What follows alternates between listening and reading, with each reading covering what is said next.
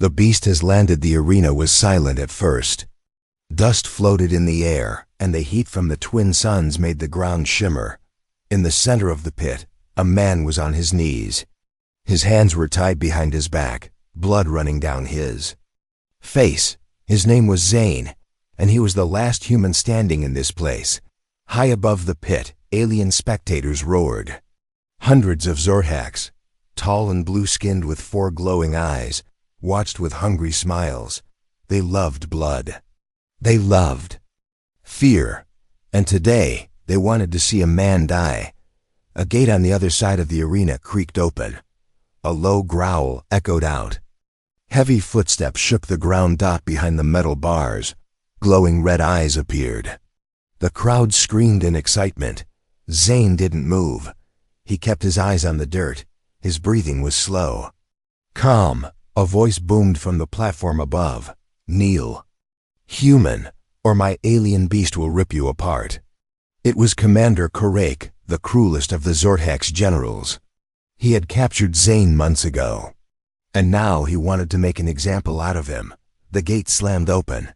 Out came the beast. 10 feet tall, covered in black scales.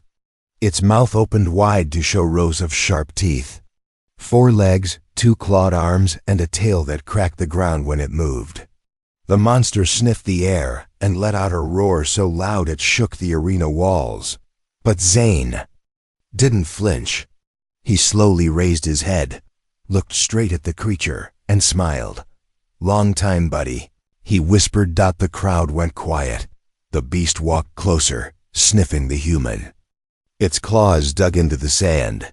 One more step, and it could tear Zane in half. Everyone leaned forward, waiting for the kill. But something strange happened. The beast stopped. It tilted its head. Then. It let out a soft growl, almost like a purr. It lowered its head, nudging Zane's shoulder gently. Commander Korak stood up in shock. "What is this? Kill him, beast." Zane chuckled, his voice dry and tired. "He won't attack me," he said. "I raised him." The crowd gasped. Memories flashed in Zane's mind. A secret Earth lab years ago. The military had captured alien eggs from a fallen Zorhak ship. Zane, a young soldier back then, had been chosen to help raise one of the creatures. They called it Kral. Everyone thought it was just a weapon. But Zane saw more. He taught it commands, trained it, even bonded with it.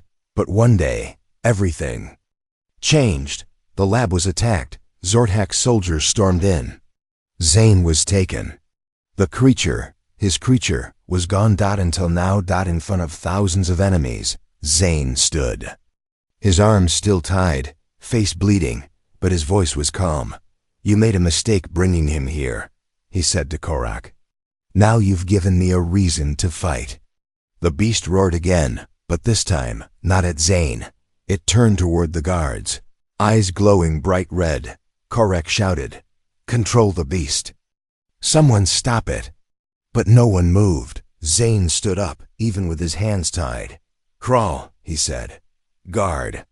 The beast growled and jumped. The first guard didn't even scream. He was thrown across the arena in seconds. The second was crushed. Under Kral's massive claw, panic spread like fire. Zorhak soldiers dropped their weapons and ran. Korak pressed a button on his control panel. "Shut it down. Use the shock collars." But Kral didn't stop. Zane had disabled the old command chip years ago. Kral was free. With chaos all around. Zane turned and looked up at the commander. "This isn't your arena anymore," he said. Then he ran. The beast followed, smashing through the arena gate, clearing the way. Together, man and monster escaped. Into the burning red desert of Velthrax. Prime. Behind them, alarms screamed and towers lit up with red lights. But they didn't stop. Zane ran like he had a mission, because he did. Far from the crowd's eyes, a human rebellion was waiting for a sign, something to give them hope. And today, hope came in the form of a beast. Asterisk, the secret past. The wind howled across the red desert of Velthrax. Prime. Zane ran with every last drop of strength left in him. Behind him, the massive black-scaled beast. Crawl ran like a shadow on fire. Together, they raced across sharp rocks, under broken moons, far away from the screams and smoke of the arena. They didn't stop for hours. When they finally collapsed behind a canyon wall, Zane fell to his knees, gasping. His hands were still tied. Crawl looked at him, let out a low growl, and swiped one claw. With a precise slice, the ropes snapped. Zane rubbed his wrists, bruised but free. He looked up at the alien sky. "Why now, Crawl?" he whispered. "Why? Are you still here after all these years?" The beast made no sound. It simply sat beside him, loyal like a giant shadow. Flashback, 6 years ago, Earth. Deep military lab back then. Earth was already broken. Poisoned skies, dying oceans, and wars over water. The world leaders were desperate. They had found something. Or rather, someone. A crashed Zorthak scout ship buried under Antarctic ice. Inside, alien technology, and a clutch of glowing black eggs. The military didn't want to study them. They wanted weapons. Zane was just a soldier then. Smart, loyal, and young enough to follow orders without asking too many questions. He had been chosen for a secret program, Project Chimera. The goal? Raise and train one of the creatures to obey human commands. A living war machine. That creature was Kral. At first. Crawl was small, the size of a dog. Scared, confused, but over time it grew. And changed, not just in size but in behavior. It didn't act like a monster. It learned. It responded to Zane's voice. It protected him. It even showed signs of memory, emotion. Maybe something like love. They weren't just man and beast. They were a team, but the project had a dark side. The other beasts, the ones not raised by humans, were locked in cages. Scientists experimented on them, tested weapons, injected chemicals. One by one, the other creatures died.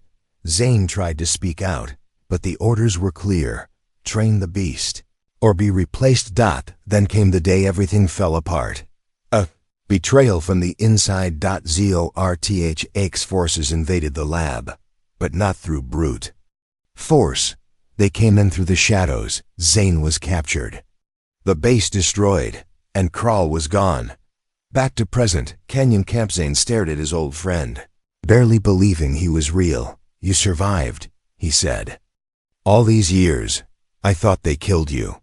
Crawl tilted his head and made a soft rumble. Bennett stood up and walked toward the rocks.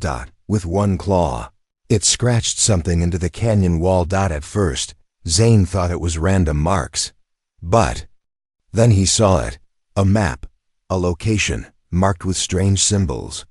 One he recognized. Site Omega. That was the final lab, the one the military never told anyone about. The place where the worst experiments were done.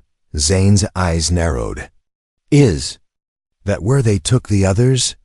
Crawl growled. A deep, long growl. Something was still there. Something alive. Meanwhile, in the Zorthak's command ship, Commander Korak stood in front of a holoscreen. Zane's escape had made him a joke. The High Overlords were watching now. And they were not pleased. "The human must not reach Site Omega," said a deep voice from the shadows. Overlord Tykar, one of the ruling 5. "Why?" Korak asked. "He's just one soldier." The voice answered coldly. "He's more than that. His blood carries the imprint. The key to the hive link." Korak froze. That was a myth. The hive link was lost. Not lost. "Hidden," said Tykar. "And that creature with him, it remembers." A pause. Then came the order. "Erase Site Omega. Wipe it from the planet. Kill everything inside." Back to Zane. That night Zane sat near a small fire, hidden in a cave. The stars above him looked nothing like Earth. He pulled out a small photo from his torn shirt pocket. A woman. A child, his family. Gone. I'm not just running anymore, he said to Crawl. I'm going back. I need answers. I need to know what they did to me, to you, to all of us. Thunder rumbled in the distance. Zane stood, gripping a broken alien spear. We end this, at Site Omega. Crawl let out a war cry that echoed through the canyon. And far, far away, under the dirt and rock of Velthrax Prime, something else opened its eyes. The escape begins. The stars above Velthrax Prime glittered like frozen fireflies. But down on the surface, the planet was alive with heat and danger. Zane and Crawl moved fast under the cover of night. The map carved into the canyon wall pointed them toward a dead zone, an area the Zorthax claimed was unstable ground. But Zane knew the truth now. That place wasn't unstable. It was hidden. A location buried deep beneath the desert surface. Site Omega, the final lab. The place where the worst of the alien experiments were done. A place not even the rebellion dared to approach. But Zane had no choice. The answers were there. Somewhere else. The slums of Velthar sector. Not all of Velthrax Prime was wasteland. Some parts were worse. Dirty, packed with off-worlders, criminals, exiled humans, and alien junk dealers. The slums were a maze of metal huts, broken machines, and shadows that watched. Zane knew where he had to go first. He needed help. Information, equipment, and someone who could break into Site Omega's underground vault. And he knew just the person. Dr. Mira Quinn. Once the lead scientist for Earth's resistance. Now a ghost, hiding among the trash heaps. Zane entered a narrow alley behind a scrap market. Crawl behind him like a walking mountain. People stared, then quickly looked away. No one wanted to mess with a human traveling with a monster. He found her in an old workshop, welding something that sparked like lightning. She didn't look surprised when she saw him. I heard a beast tore through the arena, Mira said, not looking up. Figured it had to be you, Zane smirked. Still good with machines, I see. She turned. Same eyes, but colder now. Still good at getting yourself into trouble? Zane held out the map Crawl had drawn. Her face changed. This isn't just a location, she said. This is a route, an encrypted path through old Zorthax tunnels. Someone or something wants you to find what's hidden there. She paused. But if we go there, we won't just be hunted, we'll be erased. Zane nodded. Then let's make it count. Mira's hideout. Building the plan for 2 days. They prepared. Mira outfitted Zane with stolen tech, a cloaking device, EMP mines, and a wrist hacker that could override Zorthax locks. Crawl was fitted with armor, light but tough. Zane didn't like it, but Mira insisted. He's a tank, she said. Might as well make him bulletproof. They studied the map. Site Omega was buried under a collapsed canyon, sealed off decades ago. But the Zorthax had forgotten one thing, their own maintenance tunnels. Zane grinned. We're crawling in through the pipes like space rats. Mira rolled her eyes. Romantic. Meanwhile, in the Zorthax Sky Citadel, Commander Korak stood in front of a massive hologram. It showed movement in the slums. Heat signals, bioscans, something was stirring. Track him, he ordered. Don't engage, let him reach Site Omega. His second-in-command blinked. But I thought we were to erase the lab. Korak's smile was thin and cruel. We are. But not before the human unlocks the hive core. The soldier hesitated. What if he survives? Korak turned. He won't. The descent begins. 3 nights later, they stood at the entrance of an old ventilation shaft. It went straight down, hundreds of meters into the planet's crust. This is a terrible idea. Myra muttered. That's how you know it's ours, Zane said. They dropped into the shaft, sliding down ancient metal tubes, dodging rusted fans and broken pipes. The air grew colder, damper. Echoes of old alarms pulsed faintly from below. Zane single quotes. S heart pounded. This wasn't just a lab. It felt like a tomb. Inside Site Omega, the walls were made of metal and bone. Literally. Half-grown alien tissue pulsed along the corridors. The experiments had fused with the structure. Screens flickered with distorted images. A baby's cry echoed from somewhere, then stopped. "This place is alive." Mira whispered. They passed sealed tanks, broken glass, claw marks inside. Then, one tank wasn't empty. A figure floated inside, part human, part alien. Its eyes opened and followed them as they passed. Zane stopped at a terminal. He plugged in Myra's device and waited as the data decrypted. What they found chilled him. Project Chimera hadn't ended. It had evolved. They weren't training beasts anymore. They were merging them with humans. A sudden betrayal. Suddenly, the screen shut off. The doors locked behind them. Zane turned, gun raised, and there she was. A figure in black armor, stepping out of the shadows. "Mira?" Zane asked, confused, but Myra was beside him, just as shocked. The woman removed her helmet. It was Lyra, Zane's old squad mate.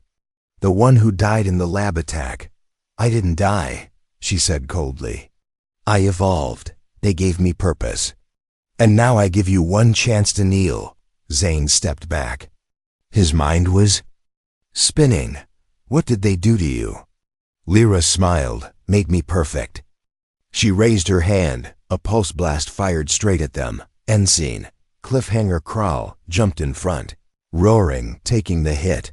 Zane screamed as the beast crashed back. Smoke rising from his armor. Alarms blared. The lab began to collapse. And far in the back of the facility, a door opened by itself. Inside, a throne made of bone and machine, and something sitting on it. Watching. Waiting. Asterisk. Betrayals and beasts. Smoke curled through the broken corridors of Site Omega. Metal screamed as fire spread across the ceiling. Lights blinked in and out.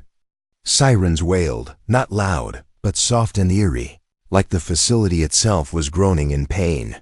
Zane coughed, pulling himself up from the ground. The pulse blast had knocked him off his feet. His ears rang. His vision was blurry. Beside him, Kral lay motionless. Zane scrambled over and shook him. "Come on, big guy. Not now." No response.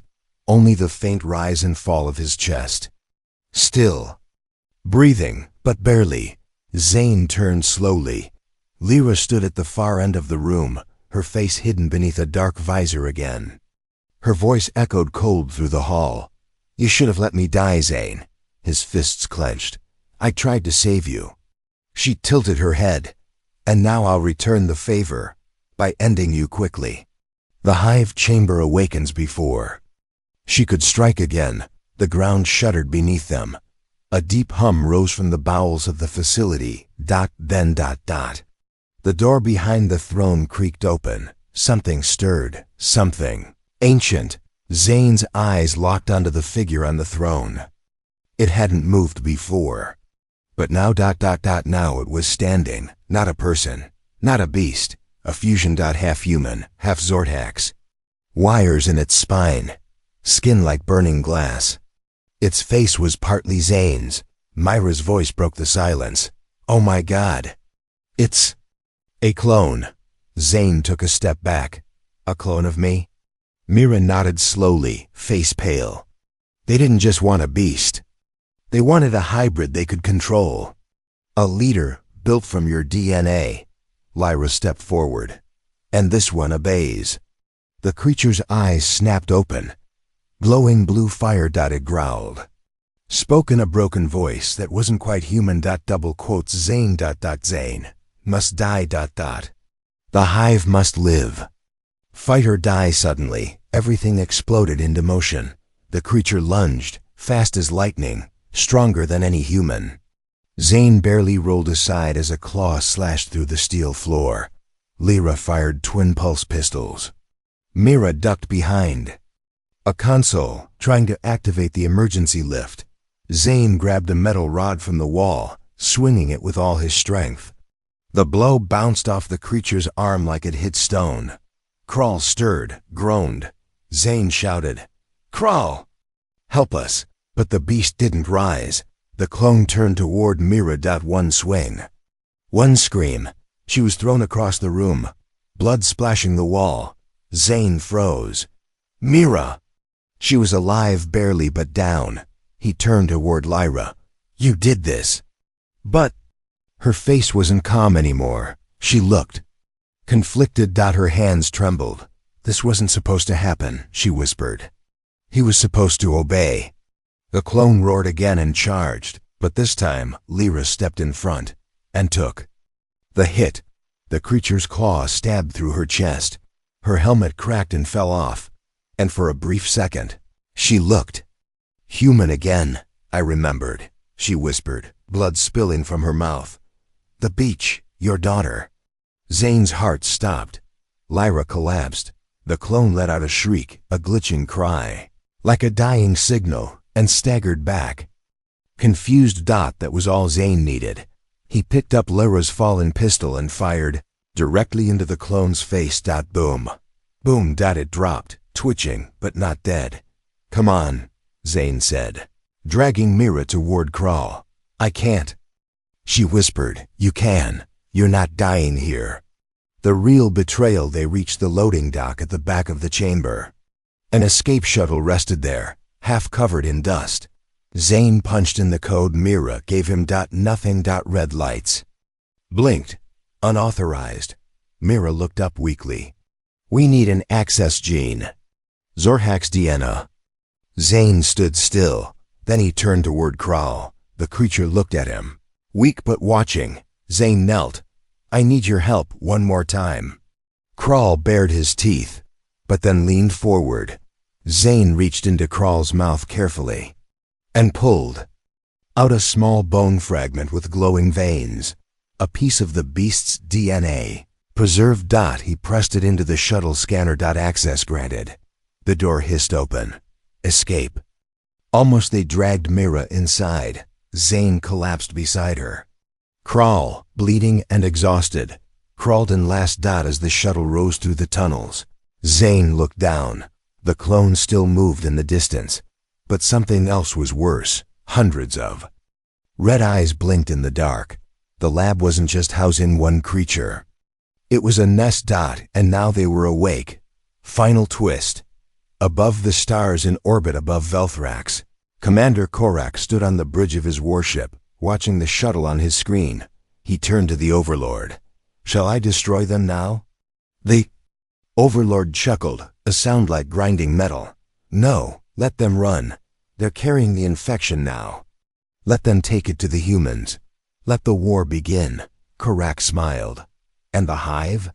The Overlord leaned forward. It doesn't need a planet anymore. It just needs a signal. Rise of the Rebels. Shuttle shook violently as it pierced through the upper atmosphere of Velthrax Prime. Inside, Zane held onto the seat with blood-covered hands. Beside him, Dr. Mira lay unconscious, a bandage wrapped around her shoulder.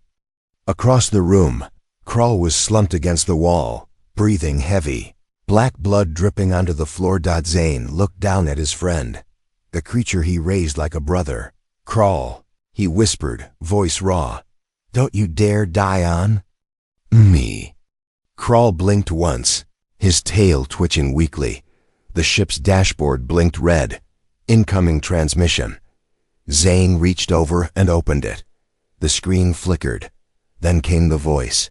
Zane, if you're hearing this, you made it out alive. I'm Captain Rena of the Vesper Rebellion. We've been watching your movements, and we need you. Zane stared in disbelief. Rebellion? Rena continued. Come to Grid 9. Coordinates uploading. We don't have much time. The Zorhax know you escaped, and they're preparing for war. The screen cut. Orbit above Velthrax, Zorhax warship Overlord Tykar. Watch the escape shuttle disappear into hyperspace. He didn't blink. Didn't speak. Then to his generals. The infection is loose. Phase 2 begins now. Below the ship, hidden beneath the surface of Velthrax, thousands of hive beasts crawled from the remains of Site Omega. They weren't mindless. They were connected, and they were hungry. 2 days later, Rebel Base. Grid 9, the Rebel Base was built into an asteroid belt, completely hidden from Zortak scanners. A small, quiet place filled with desperate people, old weapons, and half-dead. Hope. Zane stepped out of the shuttle. At first, no one recognized him. But then someone whispered, "That's him. The one with the beast." And like a storm of whispers, word spread fast. Zane, the gladiator who survived the pits. Zane, the Beastmaster. Zane, the human who defied the hive. Captain Rena met him. On the landing pad. She was tall, sharp-eyed, and had a mechanical arm. "Nice entrance," she said, nodding to Crawl, who walked behind Zane slowly, limping. Zane cut to the point. "I didn't come for cheers. I came to end this." The plan inside the war room. Zane, Rena, and the remaining rebel commanders studied the map of the Zortak's communication grid. Mira, patched up and now awake, explained what they found at Site Omega. They created a condescended signal, she said.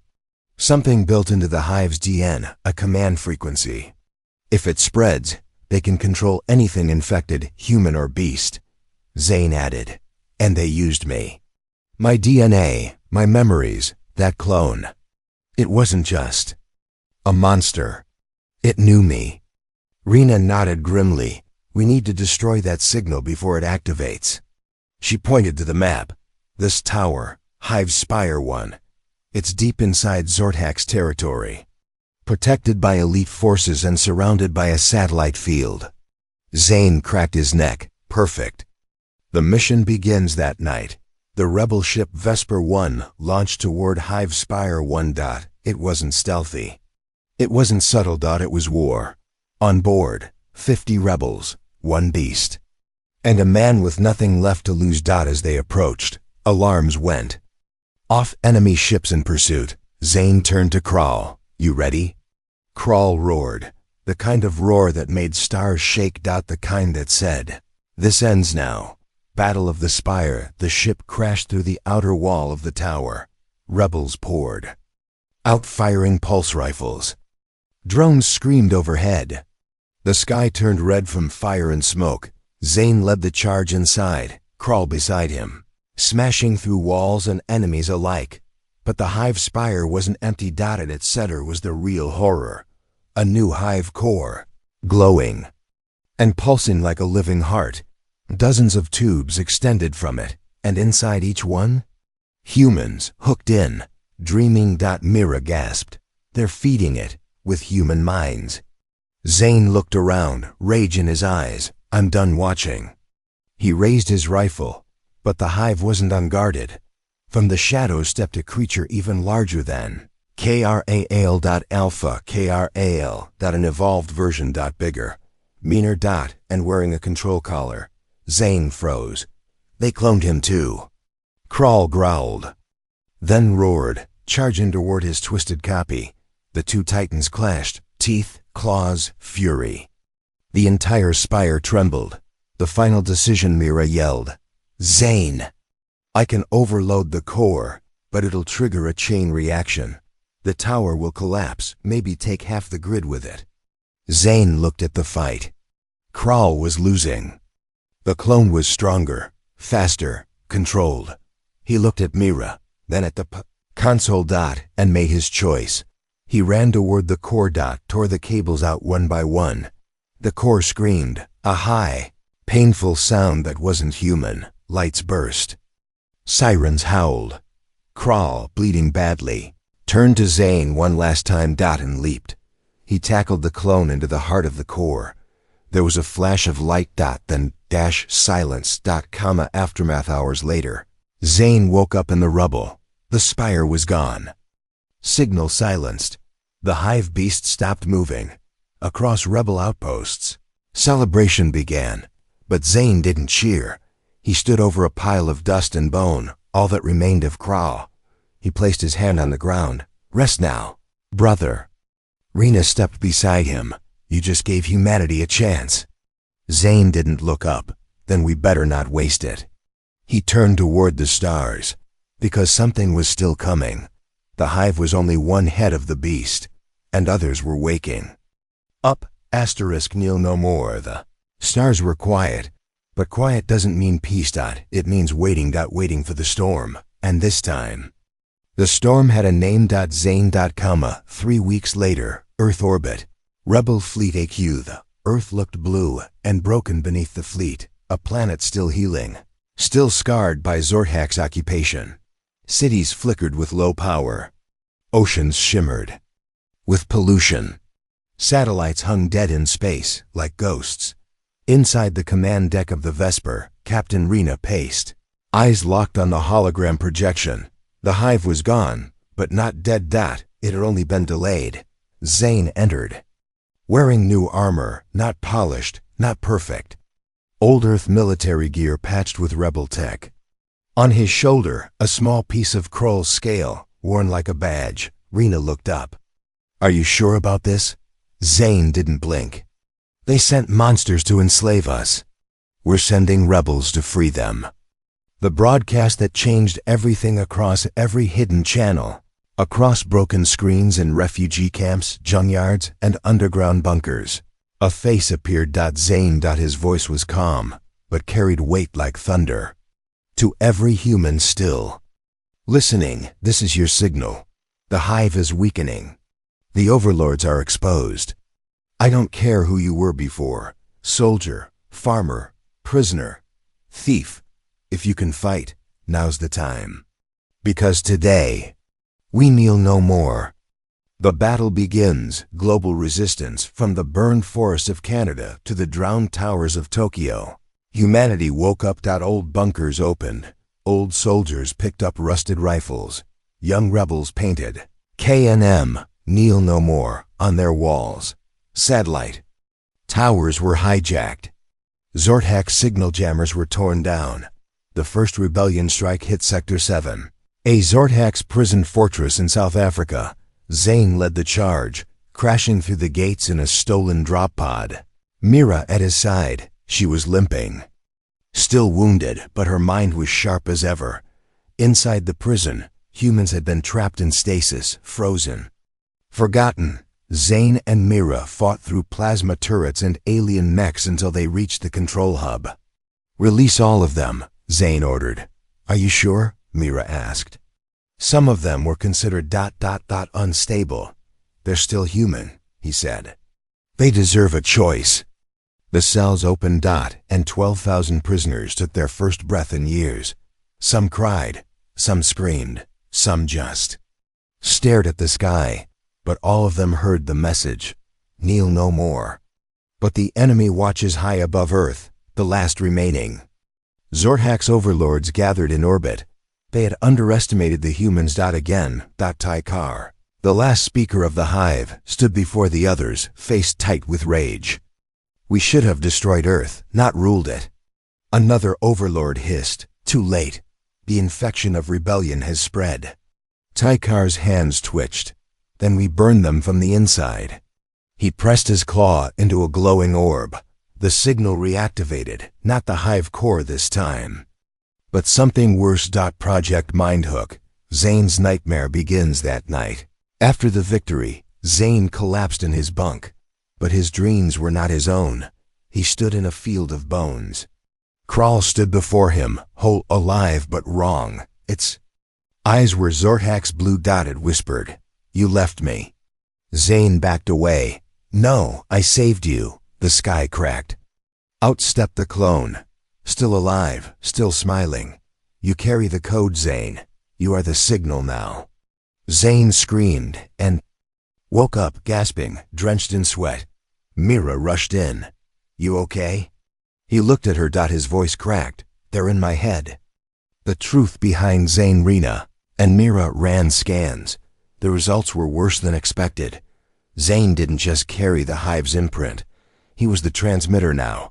When the clone died in the spire, it didn't destroy the hive's network. It passed it on. To him. Zane stood in silence, jaw clenched. "So what, I'm a bomb now?" Mira hesitated. "Maybe, or maybe you're the key to ending this, permanently." Rena stepped forward. "We'll extract it. Burn it out if we have to." Zane shook his head. No, we can use it. Mira stared. What? Zane's eyes burned with something new. Let me get close enough to Tykar. Let them link to me. Then you trigger a reversal. Fry the whole hive chain through me. Mira whispered, you'll die. He looked away. I already did. Back in that arena. The final messages Zane sent one more broadcast. To the Zorhax, you ruled through fear. You fed off our pain. But pain makes us stronger. And fear turns into fire. I'm coming for you, and I'm bringing everyone with me. Asterisk freedom. Or extinction space was quiet again. But this time, no one mistook it for peace. Above Earth, the final Zorhax armada stretched like a metal eclipse. Thousands of ships, black as oil, blinking with blue hive runes. They were ready not to rule, to erase. Earth Rebel Command Bunker. Below New London, the last base on Earth was deep beneath the ruins of Old London. Rebels worked around the clock, coding, welding, praying. Zane stood in the war room, staring at a hologram of Earth's orbit. They're in position, said Captain Rena. The signal will go live in less than 2 hours. Beside her, Dr. Mira tapped through screens, adjusting a strange headset glowing with blue pulses. This device, she explained, will sync Zane's mind with the hive, but only for a few seconds. Zane nodded slowly. That's all I'll need. Mira hesitated. After that, you won't be you anymore. You'll either bring down the hive. She didn't finish the sentence. Zane did. ... or I become it.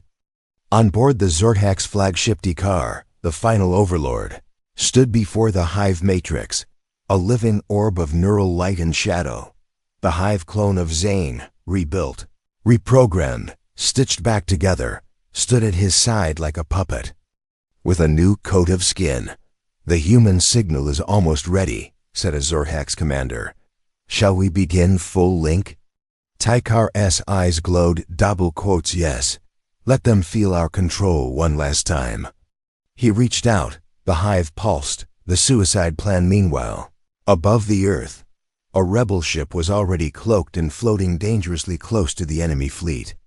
Inside, Zane strapped into a chair, Mira adjusting the headset. You really want to do this? She asked one last time. Zane didn't answer. He just looked at the small shard of black, scale tied to his wrist, a piece of crawl. The last piece. He smiled. I've got one last beast left in me. Mira whispered, good luck, you stubborn idiot. Then she activated the device. The mind link begins. Pain, not sharp, not loud. Worse. Zane single quotes. His mind was ripped open like a book thrown into a storm. Every thought, every memory, his childhood, his first mission, his daughter's laugh, all pulled into a cold, echoing void. And there, in the center, the hive. It looked like a web of fire, endless, whispering, join, obey, become. Zane screamed. The hive fought to swallow him, to make him another puppet. But something pushed back. Not logic, not strength. Rage. And something else. Kral. A memory, yes, but more than that. A bond the hive could never fake. It lit a spark in Zane's mind, and with it, he spoke one word into the hive. Burn. Explosion in the network. The effect was instant. The hive chain reversed. Commands scrambled. Zorhax drones turned on each other. Ships began spiraling out of control. Inside the flagship, Tykar staggered. What is this? The clone Zane clutched its head, screaming. It began to melt, literally, its body dissolving from the mental feedback. Mira, watching from orbit, yelled into comms, we've done it. Their network is collapsing. Rena grinned. Then let's end it. Final push. The battle above Earth. The rebels launched everything. Old warships, hijacked Zorhax crafts, fighter jets strapped with alien tech. They surged toward the flagship. Tykar, weakened but alive, tried to flee, but Zane, half-conscious, his mind still linked, whispered one last command through the hive. Lock him in. Doors sealed. Escape pods jammed. And as the rebel flagship smashed through the hull of Tykar's ship, Zane made a final decision. He reached for the core detonator. The choice mirror screamed over the com. Zane, if you blow that, you'll destroy the entire ship, including yourself. He looked out the window. Earth. Blue. Alive. He closed his eyes. No more cages. No more control. No more kneeling. He pressed the button. Silence. Then sunrise. The explosion was so massive, it knocked out satellite signals for 10 minutes. Then light. Not just from the blast. From Earth. From people. Free. ZORTHAX ships fell. Drones powered down. The hive? Gone. Across every continent, humans emerged from shelters. Looked up. And smiled, because for the first time in decades, the sky belonged to them again. Final scene, 1 year later, a quiet farm outside New Eden, the first rebuilt city on Earth. A little girl runs through a field. Behind her, a woman, Mira, tending plants with a small solar drone. A monument stands nearby. A broken spear, a claw, and a plaque. Zane, he knelt for no one. He burned so we could rise. Far above them, the stars shimmered. And somewhere, deep in the galaxy, something new blinked awake. But that's a story for another time.